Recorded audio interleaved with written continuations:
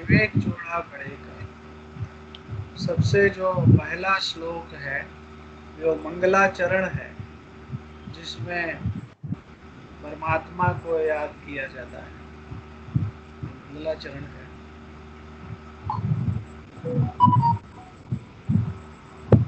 मैं इसका पाठ करता हूँ, आप लोग भी मेरे साथ दोहरा सकते हैं।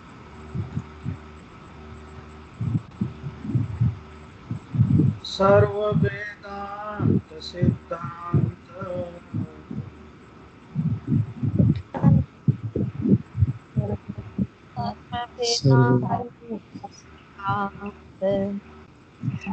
गोचरम तमगोचरम गोचरम तम गोचरम गोविंदम परमानंदम गोविंदम परमानंदम सद्गुरुं प्रणतोऽस्म्यहम्।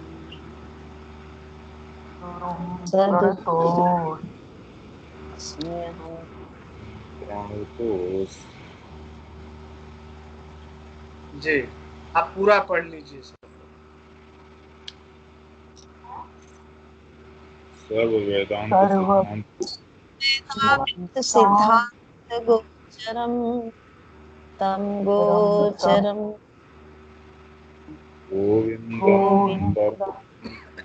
परमानंदं सद्गुरुं प्रणतोऽस्म्यहम्। इसमें भगवान सबसे पहले इस श्लोक में कह रहे हैं, गोचरम तम अगोचरम। अगोचर यानी कि जो शरीर, मन और इंद्रियों से देखा नहीं जा सकता, अगोचर है जो। तो अगोचर कौन है? परमात्मा। क्योंकि परमात्मा को हम अपने मन, बुद्धि और ज्ञान इंद्रियों से नहीं जान सकते, वो इसलिए अगोचर है परमात्मा। उस अगोचर परमात्मा को जाना कैसे जाए?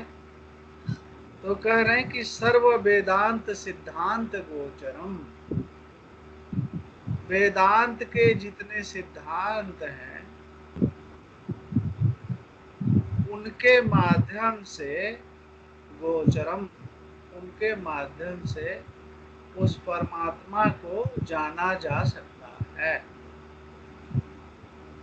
तो क्या कहा इस श्लोक में भगवान ने कि जो कोई भी परमात्मा का प्रेमी, जो कोई भी परमात्मा का भक्त उस परमात्मा को जानना चाहता है, उस परमात्मा का दर्शन करना चाहता है, या उस परमात्मा से अपनी आत्मा का मिलाप कराना चाहता है, तो उसके लिए क्या विधान है? वो है सर्व वेदांत सिद्धांत। परमात्मा को सभी वेदांत के सिद्धांत के माध्यम से गोचरम यानी जाना जा सकता है।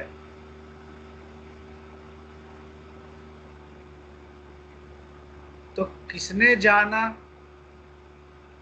वेदांत के सिद्धांत। वेदांत का मतलब है यही जो आत्म विद्या है, ब्रह्म विद्या है, जो उपनिषदों में जो आत्म विद्या है, और ये पूरे विवेक चूड़ामणि में जो विद्या है, ये पूरा विवेक चूड़ामणि ये वेदांत का ही सिद्धांत। ये विवेक चूड़ामणि पूरा का पूरा आत्म विद्या है, ब्रह्म विद्या है, परम विद्या है। ये इस विवेक चूड़ामणि के माध्यम से, वेदांत के सिद्धांत के माध्यम से परमात्मा को जाना जा सकता है, परमात्मा की साधना की जा सकती है, और परमात्मा को पाया जा सकता है, ऐसे कह सकते हैं, पाया जा सकता है। पाया का मतलब अपनी आत्मा का परमात्मा से एकमेकता का साक्षात्कार किया जा सकता है। ऐसा संभव है क्या? तो भगवान अगले लाइन में कह रहे हैं, गोविंदम परमानंद। भगवान आदि शंकर के गुरुदेव का नाम था गोविंद भगवत पाद। तो भगवान कह रहे हैं कि मेरे जो सदगुरु हैं, मेरे जो गुरुदेव हैं गोविंद भगवत पाद, वो वेदांत के सभी सिद्धांतों को जानने वाले हैं और उन्होंने वेदांत के सिद्धांतों के माध्यम से परमात्मा को साक्षात्कार कर लिया है। और मेरे गुरुदेव परमात्मा का साक्षात्कार करके स्वयं परमात्मा स्वरूप हो गए, परमानंद स्वरूप हो गए। गोविंदम परमानंदम। और आगे कह रहे हैं, सद्गुरुम प्रणतोस्मि हम। ऐसे जो मेरे सद्गुरु हैं, जो स्वयं परमात्मा का साक्षात्कार करके स्वयं परमात्मा स्वरूप हो गए हैं और स्वयं परमानंद स्वरूप हो गए हैं, मैं ऐसे अपने सद्गुरु के प्रणतोस्मि अहम, मैं उनके चरणों में अपना जीवन समर्पित करता हूँ। प्रणाम करने का बहुत गहरा अर्थ है प्रणाम, प्रणतोस्मि। अपना खाली ये नहीं कि प्रणाम कर लिया, हाथ झुक करके पैर छू लिया, गुरु के चरणों में, गुरुदेव के चरणों में अपना पूरा जीवन समर्पित कर दिया। ऐसा भगवान आदि शंकर कहते हैं पहले से। तो ये पहले ही श्लोक में भगवान ने क्या क्या अमृत डाल दिया, क्या क्या बता दिया, क्या क्या बता दिया। बता दिया कि परमात्मा को जाना जा सकता है कैसे? वेदांत के सिद्धांतों के माध्यम से। परमात्मा को कैसे जाने? ऐसा जो सद्गुरु है, जिसने, जो वेदांत के सभी सिद्धांतों को जानने वाला, माने जिसने वेदांत के सिद्धांतों को अपने जीवन में उतार लिया और उस सिद्धांतों को साधना करके सिद्ध कर लिया, और जिसने वेदांत को जी लिया और जो वेदांत को जी रहा हो, ऐसा जो गुरुदेव हैं, उन्होंने परमात्मा को पा लिया और परमानंद स्वरूप हो। तो बता दिया भगवान ने कि जिसको परमानंद चाहिए उसको क्या करना है? उसको परमात्मा को जानने के लिए साधना करना चाहिए। तो ये हुआ मंगलाचरण। और इसमें भगवान ने परमात्मा को भी याद कर लिया और अपने गुरुदेव को परमात्मा स्वरूप बता दिया। मैंने बहुत सारी बातें कही पहले ही श्लोक। अब आइए हम लोग दूसरा श्लोक तो बहुत बड़ा है, तो तीसरा श्लोक हम लोग ले लेते हैं। उसी में तीसरे में ही दूसरा श्लोक कवर हो जाए। आइए हम लोग मिल करके तीसरे श्लोक का पाठ करें।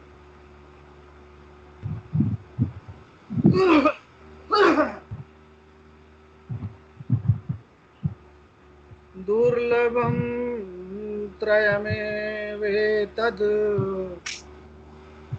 दुर्लभं त्रयमेवेतद्, देवानुग्रह हेतुकम्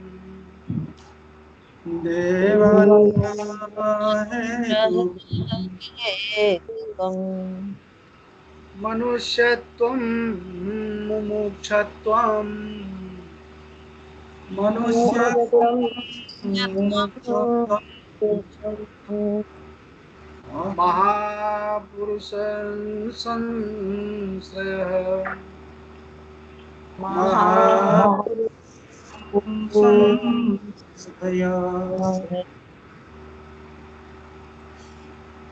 जी दोहराइए सब। दुर्लभं त्रयमेव देव देवानुग्रहेतुकम् हेतुकम् मनुष्यत्वं मुमुक्षुत्वं महापुरुषसंश्रयः श्रयः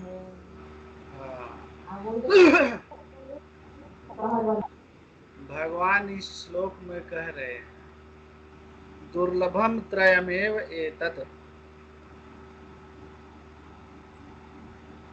एतत् माने इस संसार में, दुर्लभम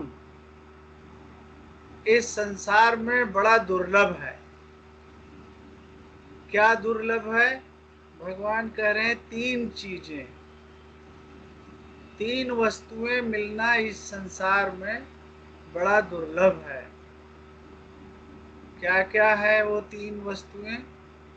आगे बता रहे हैं भगवान, मनुष्यत्वम, मुमुक्षत्वम और महापुरुष संश्रयः।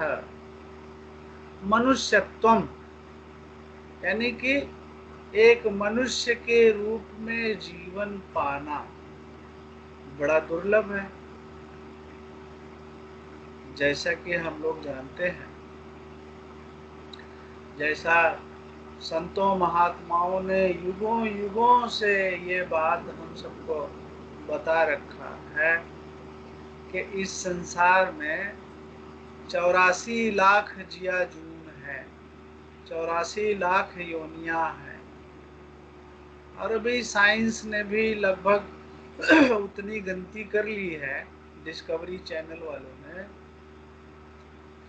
और जीव वैज्ञानिकों ने, कि जो अनेक प्रकार के जीवों की जो संख्या है, जो स्पेसीज हैं, वो 8 मिलियन के आसपास तो जीव वैज्ञानिकों ने गिन लिया है। यानी 80 लाख के लगभग 80 लाख योनियों गिन ली गई हैं विज्ञान में। और हमारे संतों महापुरुषों ने, महात्माओं ने युगों युगों से हम सबको ये वो बताते आ रहे हैं कि इस संसार में 84 लाख योनियां हैं। और जो जीवात्मा है, जो जीव है, वो इस भवसागर में 84 लाख योनियों में भटकता रहता है, यात्रा करता रहता है। एक योनि माने शरीर, एक शरीर से दूसरे शरीर में, दूसरे से तीसरे में, तीसरे से चौथे में। ऐसे में उस जीवात्मा को मनुष्य का शरीर मिल जाए, ये बड़ा दुर्लभ होता है ना। अब देखिए 84 लाख में से एक है तो दुर्लभ तो है। तो भगवान कह रहे हैं कि मनुष्यत्वम, मनुष्य के रूप में जीवन मिलना बड़ा दुर्लभ है। और दूसरा भगवान कह रहे हैं मुमुक्षत्वम, दूसरी चीज क्या दुर्लभ है? मुमुक्षा। मुमुक्षा माने क्या होता है? मुमुक्षा माने मोक्ष पाने की इच्छा जिसके हृदय में जाग चुकी है, उसको कहते हैं मुमुक्षु। मोक्ष पाने की इच्छा यानी मुमुक्षा। तो मोक्ष माने क्या है? मोक्ष माने मोक्ष का दो अर्थ है, मेन दो अर्थ है। एक तो भव सागर से मुक्ति पा लेना, और दूसरा परमात्मा से मिलन हो जाए। मोक्ष शब्द में दो बातें शामिल। गीता में भगवान श्री कृष्ण ने भी मोक्ष का यही अर्थ बताया है। संसार रूपी भवसागर से मुक्ति पा लेना, यानी कि जन्म मरण के चक्र से मुक्ति पा लेना, और दूसरा परमात्मा से एकमेक हो जाना, परमात्मा की प्राप्ति हो जाना। जिस किसी मनुष्य के हृदय में ये दोनों इच्छाएं प्रबल रूप से जागृत हो चुकी हैं, उसको कहते हैं मुमुक्षु। भगवान कह रहे हैं ये मोक्ष का जो मोक्ष पाने की जो इच्छा है, ये बड़ा दुर्लभ है। करोड़ों मनुष्य हैं, करोड़ों करोड़ों मनुष्य धरती पर जी रहे हैं, उनमें से मोक्ष पाने की इच्छा बड़ा दुर्लभ है। लाखों करोड़ों में से इक्का दुक्का होंगे मनुष्य जिनके हृदय में ये सच्ची लगन जाग गई होगी कि मुझे भवसागर से मुक्त होना है और मुझे परमात्मा से मिलन कर। बड़ा दुर्लभ है मोक्ष। और तीसरा जो दुर्लभ वस्तु है, भगवान कह रहे हैं महापुरुष संश्रयः, कि किसी महापुरुष का संश्रय मिल जाना, किसी महापुरुष की शरण मिल जाना। अब किसी महापुरुष की शरण में पहुंच जाना, इसमें दो काम है। एक तो कोई महापुरुष हो जो हमें अपने शरण में लेने को तैयार हो, और दूसरा हमारे अंदर ऐसी इच्छा हो, अपने अहंकार को मिटा के, अहंकार को हटा के हम उस महापुरुष के शरण में अपना जीवन समर्पित कर दें। ये तो बड़ा दुर्लभ है। पहली बात तो महापुरुष ही दुर्लभ है, कहाँ महापुरुष कहाँ मिले। और दूसरा, हर मनुष्य के अंदर ना एक अहंकार है बहुत, और आजकल तो बहुत ज्यादा है सब, कि अरे मैं किसी की शरण में क्यों जाऊं, मेरे अंदर क्या कमी है? बुद्धि है, मैं इंटेलिजेंट हूँ, मोक्ष की ही बात है अगर, तो मैं इतनी किताबें हैं खुद ही पढ़ लूंगा, साधना ही करना है, मैं खुद ही सीख लूंगा, साधना कर लूंगा। तो शरणागति, अरे भाई, अरे महापुरुष की शरणागति छोड़िए, परमात्मा तक की शरणागति नहीं कर पाते लोग अपने अहंकार की वजह से। अरे मैं अपना जीवन खुद चला रहा हूँ, कि परमात्मा का शरण तो कमजोर लोग करते हैं। हाँ, कलयुग में ये है। आप किसी को, खैर हम लोग के सर्कल में शायद परमात्मा की शरणागति तो लगभग सभी लोग करते हैं हमारे समाज में। तो भगवान कह रहे हैं कि ये तीन चीजें बड़ी दुर्लभ हैं। 84 लाख योनियों में से मनुष्य रूपी जीवन में ना, और दूसरा मोक्ष पाने की इच्छा हृदय में प्रबल रूप से जागृत हो जाना, यानी कि इस संसार के जन्म मृत्यु के चक्र से सदा सदा के लिए मुक्ति पा करके और उस परमानंद स्वरूप परमात्मा से एकमेक हो जाने की प्रबल इच्छा, ये भी बड़ा दुर्लभ है। किसी के हृदय में जन्म बड़ा दुर्लभ। और तीसरा किसी ऐसे सच्चे महापुरुष की शरणागति में पहुंच जाए। कैसा महापुरुष होना चाहिए? जो स्वयं परमात्मा से एक नेक हो चुका हो और जिसमें हमें भी अपनी शरण में लेकर के मोक्ष दिला करके, यानी कि परमात्मा से हमारा मिलाप कराने में जो समर्थ हो और जो रुचि रखता, ऐसा महापुरुष हमें चाहिए यहाँ पे। ऐसा कौन महापुरुष है? ऐसे ही महापुरुष भगवान आदि शंकराचार्य हैं, जिनकी कृपा में हम लोग उन्हीं की रची हुई विवेक चूड़ामणि का स्वाध्याय कर रहे हैं। हम सब भगवान ऐसे दिव्य परमात्मा से एक मेक हो चुके ऐसे दिव्य महापुरुष हैं भगवान आदि शंकर, जिन्होंने अदृश्य होकर भी हम सभी लोगों को अपने कृपा से हम सबके हृदय में उन्होंने अपना प्रेम उजागर किया। हम सब लोगों को स्काइप के माध्यम से जोड़ दिया, हमारा सबका एक परिवार बना दिया। चैतन्य परिवार, अभी अभिनव जी कह रहे थे, हमारा मिशन बना दिया, उसका नामकरण करा दिया।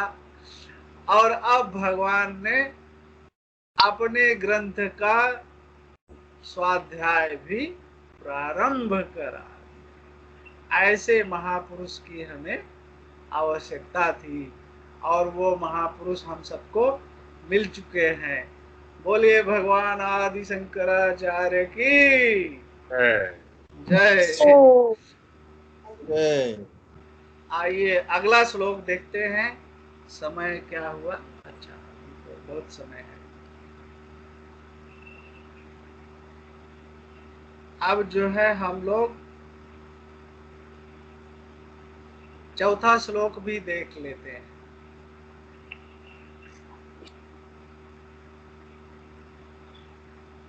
वैसे चौथे में भी भगवान खाली यही बता रहे हैं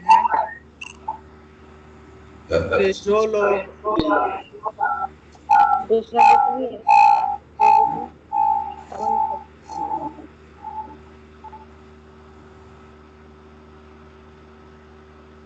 चौथे और पांचवें श्लोक में भी भगवान यही बता रहे हैं। अच्छा, और तीसरे श्लोक में एक बात और अभी बाकी है। ये तीनों चीजें, जो मनुष्य का जन्म मिलना और मोक्ष प्राप्ति की इच्छा हृदय में जागना और महापुरुष की शरण में पहुंच जाना, ये तीनों दुर्लभ हैं। तो मिलता कैसे है ये? तो भगवान कह रहे हैं दैव अनुग्रह हेतुकम। दैव अनुग्रह, दैव के अनुग्रह से, दैव की कृपा से ये तीनों मिलते हैं। अब दैव की कृपा से, दैव माने क्या? इसका जो सिद्ध महात्मा है, वेदांत के ज्ञानी जो गुरुजन है, महात्मा जन है, उन्होंने इसका दो अर्थ किया है। जैसे अखंडानंद सरस्वती जी को ले लीजिए, कैलाश आश्रम में स्वामी विद्यानंद सरस्वती जी थे और बहुत सारे विद्वान हैं महापुरुष। महापुरुषों ने दो अर्थ किया है दैव अनुग्रह का। एक तो कहते हैं, कुछ महापुरुष कहते हैं दैव, दैव माने सौभाग्य, दैव, दैव माने भाग्य। तो कहते हैं कि जीवों के जन्मों जन्मों में जब उनका पुण्य कर्म इकट्ठा हो जाता है, जन्म जन्मांतरों से जीव, जो मनुष्य पुण्य कर्म करता रहता है, उसके जो पुण्य है जब बहुत ज्यादा मात्रा में इकट्ठा हो जाते हैं, तो उस पुण्य के बल से ही उस मनुष्य को ये तीनों चीजें प्राप्त होती हैं। और दूसरे महात्मा हैं वो सीधे इसका अर्थ कर देते हैं, वो कहते हैं देव माने परमात्मा, ये तीनों चीजें परमात्मा की ही विशुद्ध कृपा से मिलती हैं। अब हमें कैसे तीनों चीजें मिल गई हमको सबको, तो हमें तो मालूम नहीं है कि हमने पिछले जन्मों में पुण्य किया था कि नहीं किया था। तो हमें तो यही आसान है मानना कि ये शुद्ध परमात्मा की कृपा हो गई और हमारा कोई पुण्य इसमें नहीं है। और अगर अनुमति हो और मैं अपने जीवन के बारे में हो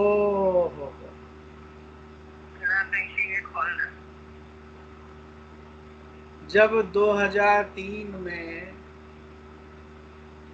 जब मेरे हृदय में किसी गुरु की शरण में जाने की प्रबल उत्कट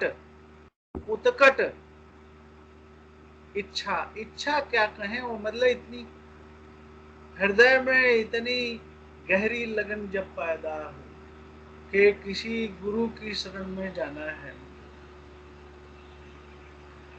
अब बताइए, उससे पहले मैंने कोई पुण्य किया हो तो मुझे कुछ याद नहीं है, तो अगर मैं अपने जीवन के अनुभव से कहूं तो मुझे यही लगता है कि ये तीनों जो, और परमात्मा से मिलन की चाहत जो कितनी गहरी, वो खाली ये तो शब्द है, इनमें वो बात नहीं जा सकती। इतनी गहरी लगन परमात्मा से नजदीकी पाऊं, परमात्मा को जानूं, परमात्मा से मिलन हो जाए, हर एक सांस में ये लगन, मतलब 24 घंटा में 8 घंटा नहीं, हर एक सांस में ये लगन। और वो लगन हमेशा जो है हृदय में वो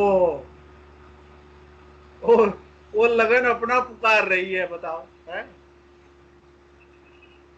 दूसरा, व्यवहारिक जीवन जीना दुश्वार होता है जी, जो है जो, तो खैर वो बात विषय अंतर हो जाएगा फिर कभी। तो ये तीनों चीजें, मनुष्य जन्म और भगवान से एक मेक होने की चाह और किसी दिव्य महापुरुष की कृपा से उनकी शरणागति मिल जाना, ये विशुद्ध परमात्मा की कृपा से ही संभव है। तो हमको हमको आपको सबको वो कृपा तो मिल ही चुकी है। हर सांस में हमें भगवान का शुक्राना करना चाहिए। Thank God, thank God. हे भगवान तेरा लाख लाख शुक्राना, हे परमात्मा तेरा कोटि कोटि धन्यवाद है। तूने हमें मनुष्य जीवन दिया, तूने हमारे हृदय में मोक्ष, मुमुक्षा, आत्म जिज्ञासा, भक्ति, प्रेम, सत्संग, आध्यात्म में रुचि, सेल्फ डिस्कवरी, जो कुछ भी कह लीजिए, सब मुमुक्षा में ही। और फिर ऐसे भगवान आदि शंकर,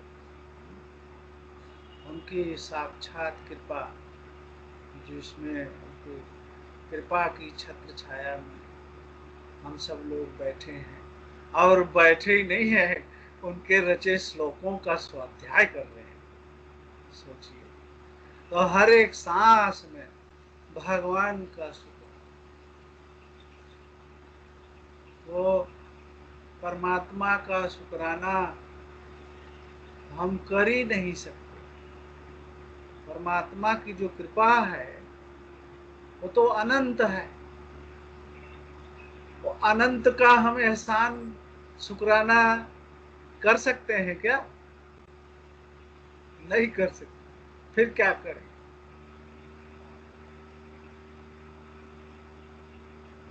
स्वयं शुक्राना ही हो जाए, ऐसा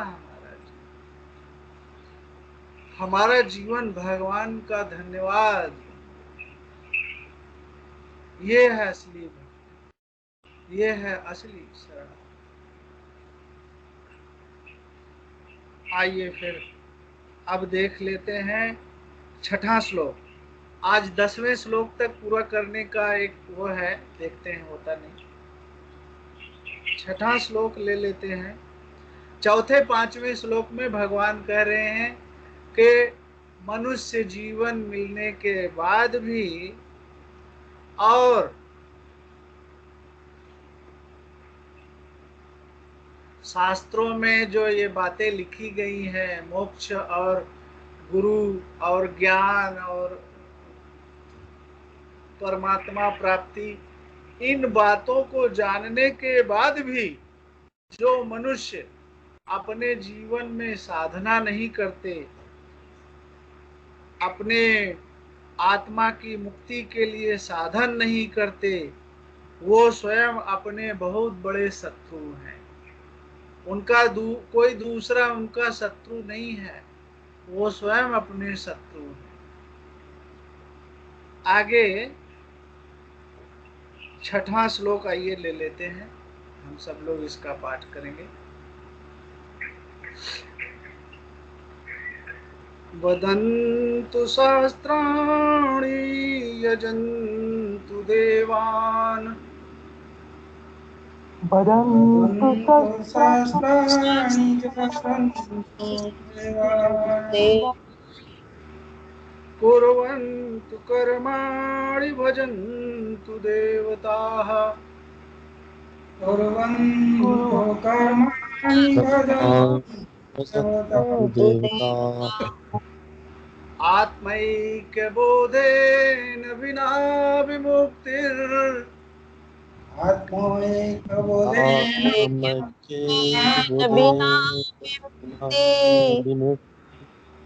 न सिद्ध्यति ब्रह्म सतान्तरेऽपि न सिद्ध्यति ब्रह्म सतान्तरेऽपि।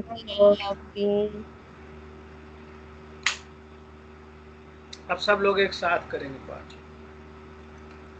वदन्तु शास्त्राणि यजन्तु कुर्वन्तु कर्माणि भजन्तु देवताः आत्मैक्यबोधेन विना विमुक्तिः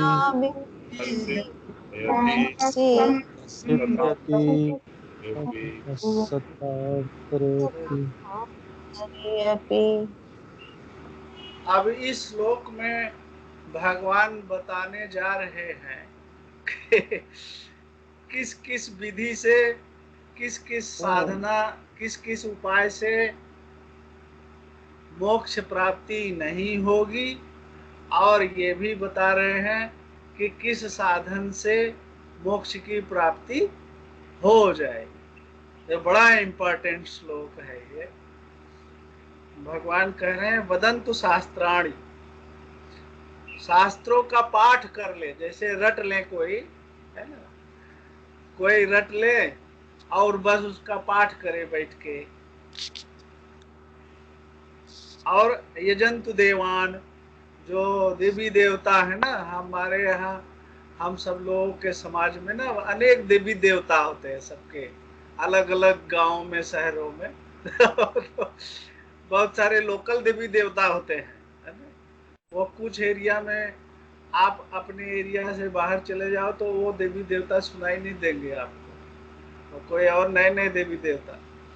तो ऐसे देवी देवताओं का यदि हम यजन करें, यज्ञ करें, उनका पूजा करें। और तीसरा कुर्वन्तु कर्माणि, यदि हम कर्म करें, है ना, कर्म करते रहें, कर्म करते रहें, नाना प्रकार के कर्म करते रहें। और भजन्तु देवता, और देवताओं का जो है भजन्तु, उनको भजते रहें। तो क्या होगा, इससे मुक्ति नहीं मिलेगी।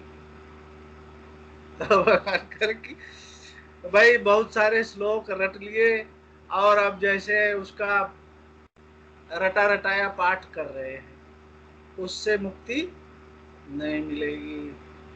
देवी देवताओं का पूजा कर रहे हैं, यज्ञ कर रहे हैं, हवन कर रहे हैं देवी देवताओं के नाम पे, है ना। हम लोग के यहाँ बहुत सारा ऐसा रिवाज है, मनौती मानते हैं, मनौती, ये काम हो जाएगा तो ये वाली पूजा करेंगे, है ना, ये काम हो जाएगा तो वहां जाएंगे। तो ये देवी देवता, और बड़ी गंभीर बात, स्वामी महेशानंद सरस्वती जी ने लिखा है, अनुभूति प्रकाश में स्पष्ट लिखा। स्वामी महेशानंद सरस्वती जी जो थे, वो दिल्ली के विश्वनाथ संन्यास आश्रम के पीठाधीश थे 10-12 वर्ष पहले, और उन्होंने बड़े आध्यात्मिक अच्छे अच्छे जो ग्रंथों की भी रचना की है। अनुभूति प्रकाश उसमें बहुत अच्छा है, पूरे गीता की व्याख्या करी है उन्होंने, स्वामी महेशानंद जी ने। श्री कृष्ण संदेश के नाम से वो छपा है 3 भाग में। अनुभूति प्रकाश के भाग 1 में ऐतरेय उपनिषद की व्याख्या करते समय स्वामी महेशानंद सरस्वती जी ने इसी श्लोक की बात बताई है कि जितने भी देवी देवता हैं, ये हमें भवसागर से मुक्ति प्रदान नहीं कर सकते। इतना ही नहीं, स्वामी जी ने यह भी कहा है कि ये देवी देवता मुक्ति देने की तो बात छोड़ो, ये हमारे मुक्ति के मार्ग में बाधा पैदा करते हैं। क्यों करते हैं? क्योंकि इन देवी देवताओं की पूजा तो तभी जीव करेगा ना जब जीव भवसागर में बंधन में पड़ा रहेगा। अगर जीव मुक्त हो गया तो इन देवी देवताओं की पूजा बंद हो जाएगी और इनका पतन हो जाएगा। तो ये अपने स्वार्थ की वजह से हमारे मनुष्यों के मुक्ति के मार्ग में बाधा भी पैदा हो। तो स्वामी जी ने लिखा है कि ऐसे में केवल एक ही है, देवों के देव महादेव, भगवान शिव। केवल भगवान शिव हैं जो मनुष्यों के जीवों के मुक्ति के लिए सहायता करते, और उन्हीं भगवान शिव के अवतार भगवान आदि शंकर के चरणों में हम बैठे हैं। तो हम तो बिल्कुल सेफ, एकदम सेफ। और भगवान शिव के अलावा दूसरा कोई भी देवी देवता ये नहीं चाहता कि हमें मुक्ति मिले, हमारे आत्मा का मिलाप परमात्मा से हो। आगे कह रहे हैं, आगे भगवान इस श्लोक में बता रहे हैं, आत्मैक्य बोधेन बिना, आत्मैक्य बोधेन बिना विमुक्ति ही न सिद्धयति। आत्मैक्य बोध के बिना मुक्ति सिद्ध नहीं हो सकती। आत्मैक्य बोध माने क्या है? आत्मैक्य बोध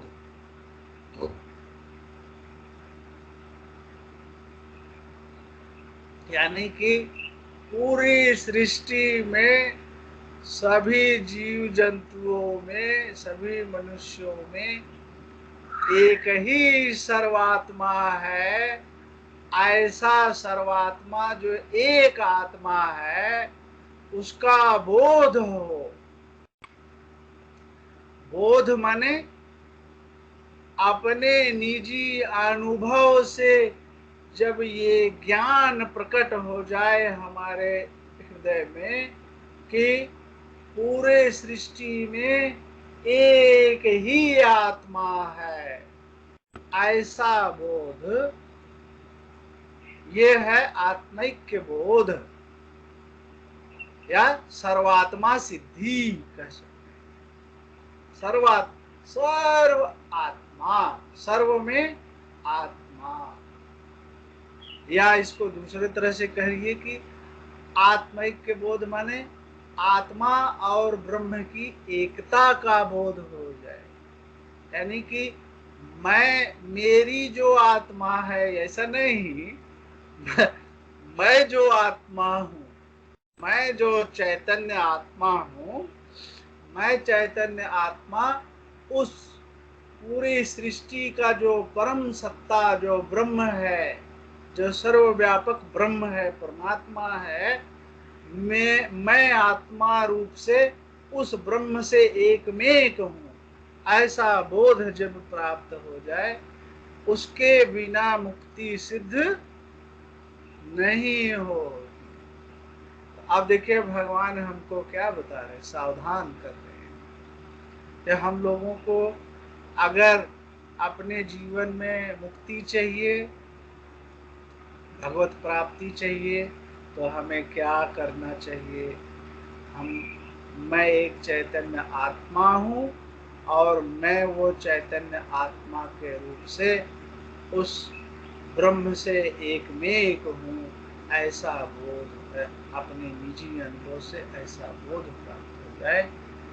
और बोध उसको भी कहते हैं, क्षणिक अनुभव को बोध नहीं कहते। बोध माने वो अनुभव ही हमारा जीवन बन गया। अब मैं उसी अनुभव में ही जीता हूँ, अब मैं उसी अनुभव को ही जीता हूँ। ऐसे अबोध प्राप्ति हमारा हो जाए तो मुक्ति हो जाती है। और उसी के लक्ष्य की प्राप्ति के लिए हम सबका ये भगवान ने कृपा करके हम सबका ये आत्म सत्संग ग्रुप बना दिया, और इसका मिशन का नाम क्या रखवा दिया, सर्वात्मा सिद्धि। देखिए भगवान की कृपा है, और इससे बड़ा क्या चमत्कार हो। तो अभी ठीक है, अभी समय है। और अब आइए हम लोग 9वां श्लोक ले लेते हैं, 9वां, और फिर एक और लेंगे 10वां।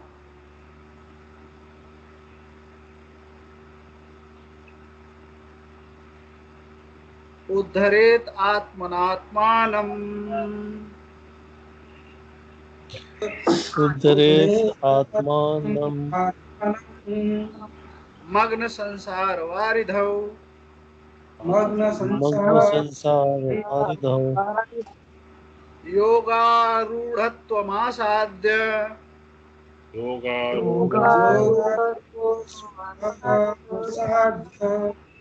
सम्यक् दर्शन निष्ठया सम्यक् दर्शननिष्ठया उद्धरेदात्मनात्मानम् मग्न संसारवारिधौ योगारूढ़त्वमासाद्य सम्यक् दर्शन निष्ठया।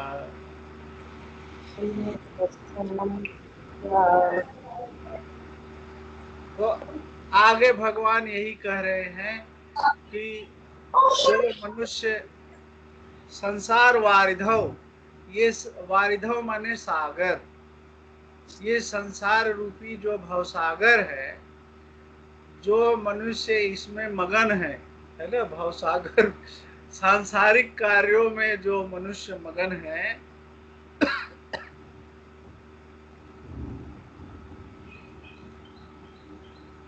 वो लोग क्या करें। तो भगवान कह रहे हैं कि वो लोग अपने आत्मा का स्वयं ही उद्धार करें। अपनी आत्मा का हम सबको स्वयं ही उद्धार करना है।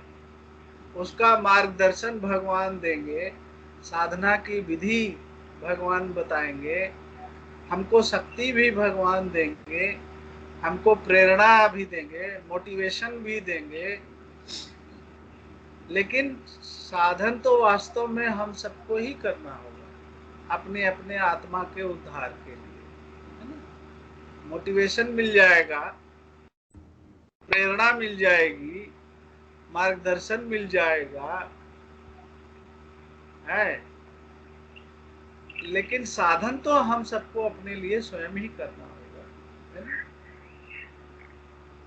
अपने आत्मा का, मैं, मेरे आत्मा का उद्धार हो, इसके लिए क्या साधन वो कोई मेरा दूसरा रिश्तेदार करेगा?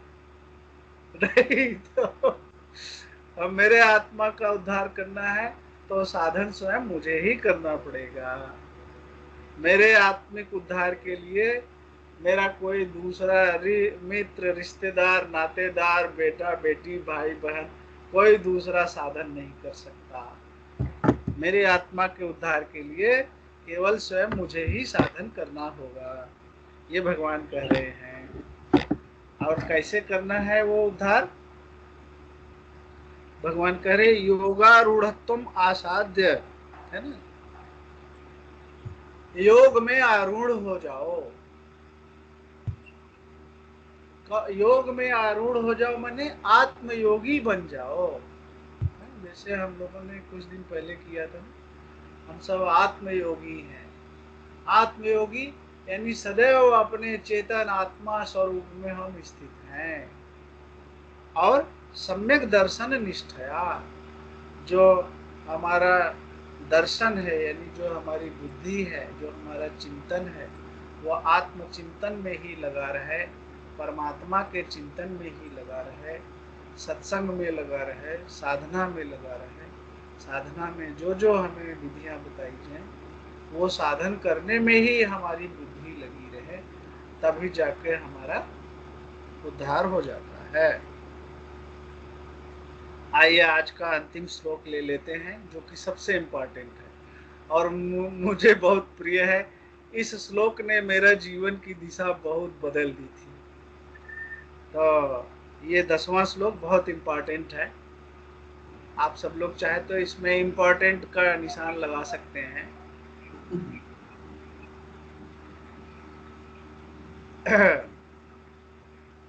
सन्यस्य सर्वकर्माणि सन्यस्य सर्वकर्माणि भवबन्ध विमुक्तये भवबन्धविमुक्तये यत्यतां पंडितै धीरै यत्यन्तां पंडितैर्धीरम् आत्माभ्यास उपस्थितै।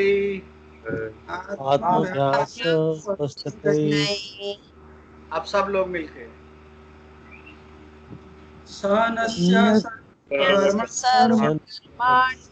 सर्वकर्माणि भवबन्धविमुक्तये यत्यन्तां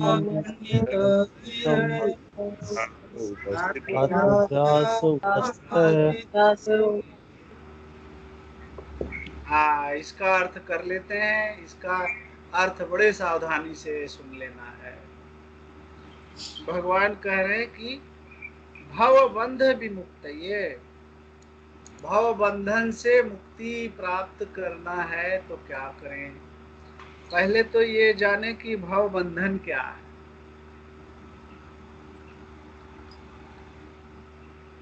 भव बंधन केवल इतना ही नहीं है कि जन्म और मृत्यु का चक्र चल रहा है, वो तो सबसे लास्ट में जाके बात आती है। भाव बंधन का अर्थ है सांसारिक इच्छाओं का बंधन। सांसारिक इच्छाएं,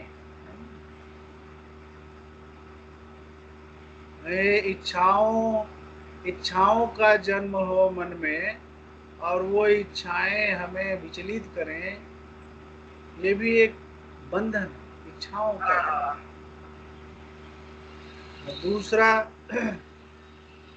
भाव बंधन क्या है?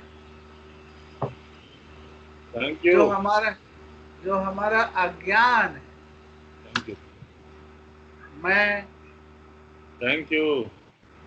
मैं वास्तव में कौन हूँ, इसका अज्ञान जो है, ये अज्ञान हमारे हमारे बुद्धि पर एक पर्दा पड़ा है अज्ञान, वो सबसे बड़ा बंधन।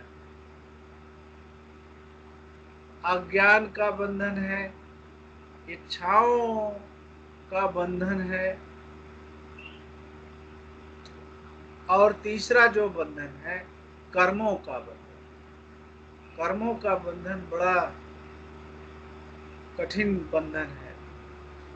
हम सब जो जीव हैं, जन्मों जन्मों से हम जो भी कर्म करते हैं, उन कर्मों का कुछ फल तो हमें तुरंत मिल जाता है और कुछ फल हमें बाद में मिलता है। ऐसे बहुत सारे हमारे कर्म हैं जिनका फल जो हमें उस जीवन में जन्म में नहीं मिल पाता, वो हमारे संचित कर्मों में उसमें चला जाता।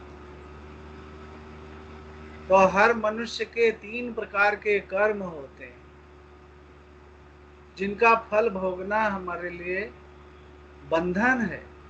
अपने कर्मों का फल भुगतना, उससे हम मुक्त नहीं हो सकते। तो 3 प्रकार के कर्म हैं। पहला संचित कर्म है, दूसरा प्रारब्ध कर्म है, और तीसरा क्रियामान। संचित कर्म माने जो हमारे जन्मों जन्मों के कर्मों का जो स्टोर हाउस है, जो भंडार है, उसमें हमारे जन्मों जन्मों के कर्मों का फल जो है वो उसमें भंडार में रखा हुआ, पिछले जन्मों के जो कर्मों का फल है। दूसरा प्रारब्ध कर्म क्या है? वो पूरे संचित कर्मों के भंडार में से थोड़े से कर्म लेकर के हमको इस जीवन में भोगने के लिए अलॉट कर दिया गया। उसमें कुछ सुख और कुछ दुख दोनों अलॉट कर दिया गया। वो हो गया प्रारब्ध कर्म, यानी वो प्रारब्ध यानी जो हमें अब इस जीवन में भोगना है।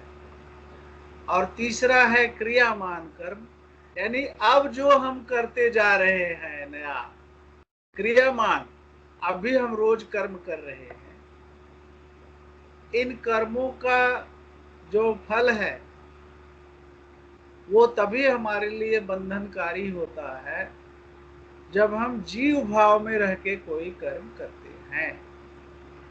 यदि हम जीव भाव से मुक्त हैं तो हमारे किसी कर्म का कोई बंधन हमारे ऊपर नहीं बनता। लेकिन यदि हम जीव भाव में रह के कर्म करते हैं, कर्म भी 3 प्रकार से कर सकते हैं, मनसा वाचा कर्मणा। मन से किसी के बारे में कुछ सोचना, मन ही मन किसी के बारे में अच्छा या बुरा सोचना, वो भी कर्म है। वचन से भी किसी को जैसा बोलते हैं वो भी कर्म है। और बाकी किसी के साथ जो व्यवहार कर देते हैं वो तो है ही है कर्म। तो कोई भी जीव भाव में रह करके जितने कर्म करता है, सबका फल उस जीव को स्वयं भोगना पड़ता है। वो सबसे बड़ा बंधन है, वो भव बंधन। कोई भी जीव इस भव सागर से तभी मुक्त हो सकता है जब उसके सारे कर्मों का फल वो भोग चुका हो। अब सोचिए, जन्म जन्मांतर के जो संचित कर्म रखे हैं भंडार में, वो अगर हमें सब भोगना पड़े और तब जाके मुक्ति मिले, तो ये तो अनगिनत जन्म हमें जीना पड़ेगा और फिर नया नया कर्म करते चले जाएंगे हम। तो ये कर्मों का ऐसा, वो कहते हैं ना, विशियस सर्किल है। ऐसा सर्कल है कि यदि हम प्रयास भी करें तो जन्मों जन्मों तक जीव भाव के कर्मों के बंधन से मुक्त नहीं हो सकते। तो क्या उपाय है उसका? जीव भाव से ही मुक्त हो जाना, केवल एक ही उपाय। जब तक हम जीव भाव से मुक्त नहीं होंगे, हम जीव भाव में रहेंगे, तो कर्मों का बंधन हमारे ऊपर बना रहेगा और कभी भी मुक्त नहीं हो पाएंगे जन्मों। इसलिए भगवान कह रहे हैं कि भव बंध विमुक्त ये, अगर इस भव सागर के दुखों से मुक्त होना है तो क्या करना है? संन्यस्य सर्व कर्माणि, सभी कर्मों का त्याग कर देना चाहिए। सभी कर्मों का त्याग मतलब बड़े ध्यान से इसको समझना हो। जीव भाव में रहकर सभी कर्मों का जो त्याग है वो करना है। जीव भाव के कर्मों का त्याग करना है। यहाँ पे हम लोग देखिए, जो कर्म करते हैं, जो व्यवहार करते हैं, हम लोग किसी न किसी कर्ता भाव में रह करके व्यवहार करते हैं, कर्म करते हैं। कर्म करने के लिए कर्ता भाव होना आवश्यक है। तो हम किस किस भाव में रहते हैं अपने जीवन में? पहला तो हम व्यक्ति के रूप में जीवन जीते हैं। मैं एक व्यक्ति हूं, है ना। मैं बड़ा व्यक्ति हूं, मैं इतने लोगों से बड़ा हूं, तो वो अहंकार भाव है ना। उसमें हम दूसरों का तिरस्कार करते हैं, अपमान करते हैं, दूसरों पर हिंसा करते हैं, मन से, वचन से, कर्म से। वो सब का बंधन हमारे ऊपर बढ़ता चला। दूसरा है हम जीव भाव में रहते। जीव भाव यानी कि मैं, इतने लोग मनुष्य हैं, मैं इन सबका रिश्ते वाला हूँ, इनका नाते वाला हूँ, ये सब मेरे संबंधी हैं। इन संबंधों में रह करके जब हम व्यवहार करते हैं तो वो जीव भाव का व्यवहार। और तीसरा जो हमारा शुद्ध स्वरूप, जब हम अपने चैतन्य आत्मा के स्वरूप को जान लेते हैं और उस चैतन्य स्वरूप में रह करके जब हम व्यवहार करते हैं तो वो उन व्यवहारों में न तो व्यक्ति भाव रहता है, ना जीव भाव रहता है। वो शुद्ध चैतन्य आत्मा के रूप में हम रहते हैं। और व्यवहार शरीर और मन के लेवल पर जो स्वाभाविक व्यवहार होता है, उसका कोई कर्म का बंधन हमारे ऊपर नहीं बनता। तो भगवान कह रहे हैं कैसे होगा ये? आगे की लाइन में कह रहे हैं भगवान, यत्यताम पंडितैः धीरैः, जो पंडित है, पंडित जो है, और जो धीरैः यानी धैर्यवान है और बुद्धिमान है। धीर, धी का दो अर्थ है। धी माने बुद्धि और धीर माने धैर्यवान। जो पंडित है और जो बुद्धिमान है और जो धैर्यवान है। पंडित कौन है? पंडित माने वो पंडित जी नहीं जो चोटी रखते हैं और वो जो पूजा पाठ कराते हैं, यहाँ पे वो नहीं कह रहे भगवान। पंडित माने जो जन्म जन्म और कर्म के नियमों को जो जान गया है ना, कि जैसा कर्म करेंगे वैसा हमको फल भोगना पड़ेगा। जन्म और मृत्यु में जो कारण है, वो कारण हमारा जीव भाव है, अज्ञान है, कर्मों का बंधन है हम सबके ऊपर। मोक्ष प्राप्ति मनुष्य जीवन में ही केवल संभव है और ऐसे ऐसे परमात्मा की भक्ति करके मोक्ष प्राप्ति मिलती है। ये सब मोटी मोटी बातें जो जान गया है, जीवन के इस आध्यात्मिक रहस्य को जो जान गया, वो पंडित है। और धीरे माने जो बुद्धिमान है और जो धैर्यवान। तो ऐसे जो पंडित और धैर्यवान जो है वो क्या करें? कर रहे हैं भगवान, यत्यताम, उनको यतन करना चाहिए। यत्न करना चाहिए। यत्न करना यानी प्रयास करना, प्रयत्न करना चाहिए। किस बात का प्रयत्न करना चाहिए? आत्माभ्यास उपस्थित ही। वो ऐसे लोगों को आत्मा अभ्यास करने के लिए अपने आप को उपस्थित कर लेना चाहिए। यानी कि वो उनको अपने हृदय में ऐसा संकल्प कर लेना चाहिए कि अब मैं आत्मा के रूप में अभ्यास करूंगा। आत्मा अभ्यास, तो आत्मा अभ्यास कैसे करेंगे वो फिर हम लोग कल देखेंगे। इसका आत्मा अभ्यास कैसे कर सकते हैं। इसी के साथ 10वां श्लोक हम लोगों का पूरा हुआ।